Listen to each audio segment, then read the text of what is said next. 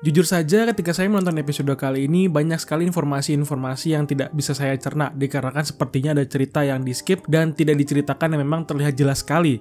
Dan malahan kelihatan seperti dipaksakan begitu saja ceritanya di sini. Yang bukan berarti ini adalah hal buruk untuk kelanjutan ceritanya, malahan menjadi sesuatu yang bisa dibilang unik dan berbeda. Meskipun secara pribadi ketika saya menontonnya malahan merasa aneh dan pusing sendiri untuk episode kali ini, yang menandakan bahwa kita sebagai penonton animenya harus baca novelnya biar lebih jelas. Selamat datang di review anime. Lalu yang dibahas kali ini adalah Seirei Gensouki episode ke-11. Lalu di episode ini kita bisa melihat bahwa ada informasi berbeda dan mengejutkan di mana telah terjadi perperangan di saat Ryo sedang tinggal di kampung halaman orang tuanya, yang membuat cerita jadi terlewatkan 1 atau 2 tahun ya, atau lebih lah dari 3 tahun mungkin. Dan kita bisa melihat di ending episode kali ini di mana si Ryo mulai bergerak maju untuk menghentikan pernikahan Celia, seperti drama-drama sinetron gitu ya. Pada saat awal episode, diawali dengan kelanjutan interogasi yang dilakukan oleh Ryo dan dengan Aisa mengenai apa yang terjadi pada Celia selama ini. Di mana hal ini membuat banyak rasa penasaran dengan apa yang terjadi pada kerajaan Beltrum ketika ditinggal oleh Ryo dulunya. Dan di sini malahan Ryo yang langsung merasa kaget dengan informasi yang dia dengar mengenai pernikahan politik antara keluarga dari Celia dengan keluarga Duke Arbor yang sekarang ini terlihat memiliki kekuasaan di kerajaannya. Di mana hal ini mengarah pada perseteruan atau peperangan antara kerajaan Beltrum yang kalah telak oleh kekaisaran Proxia, yang memang kelihatan ada sesuatu yang mencurigakan juga sebenarnya dengan fakta bahwa kerajaan laknat ini bisa kalah terlepas dari orang-orang yang di sini yang terlihat memang tidak kompeten dengan kelakuan dan pikirannya, tapi memiliki kekuasaan dan kekuatan yang cukup hebat seharusnya. Apalagi di sini fraksi kerajaan yang seharusnya tanggung jawab dengan kekalahannya malahan kabur, dan yang malahan mengincar dari bayang-bayangannya adalah Duke Arbor yang kelihatan paling mencurigakan atas keadaan yang sekarang ini terjadi. Maksudnya adalah keluarga yang ingin menikahi Cecilia di sini ya, maksudnya kayak gitu. Yang paling mencurigakan karena tiba-tiba mereka sedang menunggu untuk mendapatkan kekuasaan di kerajaan Beltrum ini gitu. Lalu setelah selesai mendapatkan informasi yang sudah didapatkan dari laki-laki penjaga sebelumnya, kita bisa melihat keadaan Celia yang sedang makan malam dengan ayahnya dan si laki-laki laknat yang akan menjadi pasangannya, di mana kita bisa melihat pandangan kosong dari Celia yang memakai muka senyum terpaksa karena dirinya harus menanggung tanggung jawab dari keluarganya, atau bisa dibilang Celia masih harus memikirkan keselamatan dari keluarganya juga, karena keluarga Duke Arbor ini sekarang yang sedang menguasai kerajaan Beltrum. Jadi mereka tidak bisa macam-macam juga karena pangkat mereka yang masih di bawah keluarga dari si Duke Arbor, karena mereka masih memegang kekuasaan di kerajaan Beltrum. Pada saat perbincangan sedang berlangsung pun, ada sebuah informasi yang mengindikasikan bahwa ayah dari Celia, yaitu Count Claire, katanya ada diam-diam berhubungan dengan Count Huguenot dan anggota kerajaan royal yang kabur dari kerajaan. Walau disangkal oleh ayah Celia di sini, tapi memang kelihatannya di sini juga sebenarnya mereka tetap berhubungan dan menunggu waktu yang tepat untuk bergerak dan mengambil alih kembali kerajaan Beltrum dari Duke Arbor. Seharusnya begitu kira-kira cerita mengenai kerajaan laknat satu ini, harusnya. Dan itu cuma pemikiran saya aja, kayak spekulasi gue aja nih mengenai ceritanya. Dan juga karena saya belum sampai sini baca novelnya, jadi butuh bantuan untuk teman-teman yang sudah baca cukup jauh untuk mengklarifikasi spekulasi saya yang sudah saya sebutkan sebelumnya.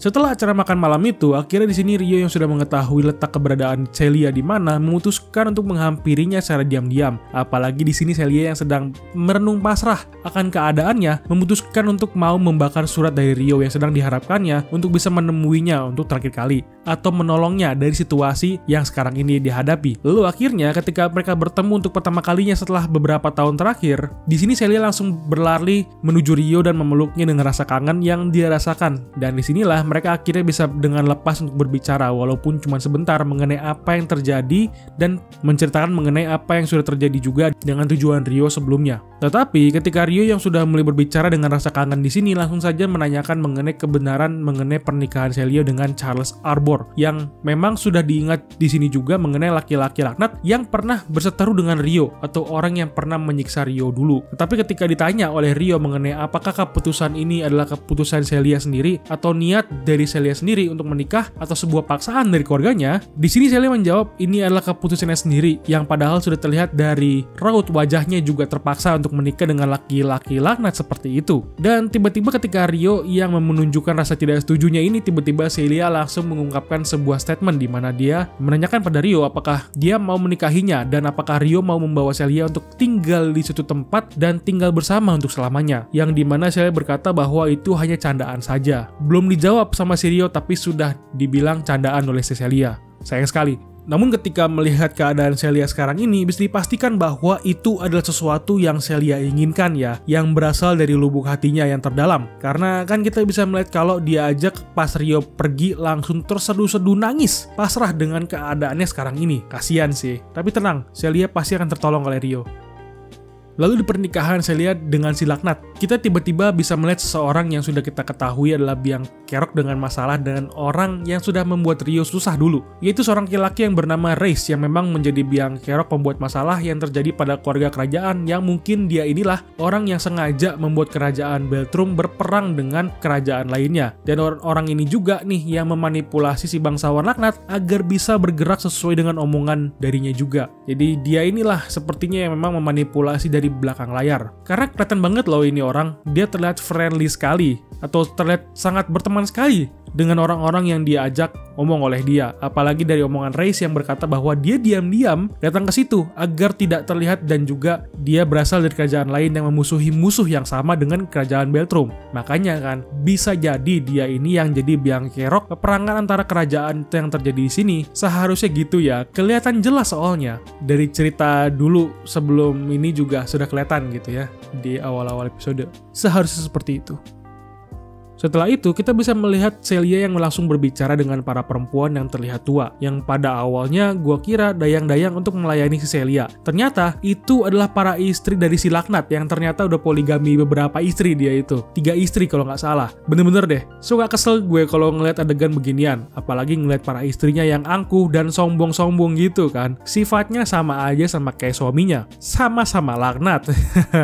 Tapi ya setidaknya adegan mereka nggak lama amat karena Celia sedang ingin bertemu dengan Christina yang memang dulu pernah kita lihat adalah orang yang menjadi anggota dari keluarga Duke Arbor yang kabur dari kerajaan juga. Namun dia doang nih yang ditinggal di kerajaannya di sini. Kasian emang, tapi sepertinya ada rencana terselubung sendiri nih mengenai keadaannya sekarang ini. Karena memang ini cerita drama di episode 11 di sini tercium bau-bau pedas. Udah kayak bakso pentol gitu kan. Di luarnya bakso biasa, tahu-taunya di dalamnya ada banyak cabenya. Jadi masih dipantau nih cerita drama pedas mengenai kerajaan Beltrum sekarang ini.